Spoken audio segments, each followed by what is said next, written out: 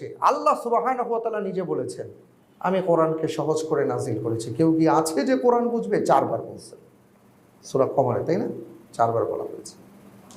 ওয়ালাকাদ ইয়াসসারনাল কোরআনা লিযিকরি ফাহাল মিন মুদ্দাকির, 4 বার বলা হয়েছে। আর আমি বলবো কোরআন কঠিন, এটা বুঝার জিনিস না, আমি বুঝবো না। কে বলছে আপনাকে? কোরআন কতটুকু পড়েছি, কোরআন কতটুকু বুঝেছি, কোরআন কতটুকু বোঝা দরকার, ওই যে আজকের যে টপিকটা ছিল, কোরআন কতটুকু বোঝা দরকার। আপনার জীবন চলার পথ যতটা মসৃণতার সাথে আপনি চান, ততটুকু আপনার কোরআন পড়া দরকার, ততটুকু আপনার কোরআন বোঝা দরকার। আপনি যদি বলেন যে কোরআন খুব কঠিন, এটা মিথ্যে কথা, এইটা শয়তানি ওয়াসওয়াসা। ভাই খবরদার, এটা আপনি বুঝবেন না।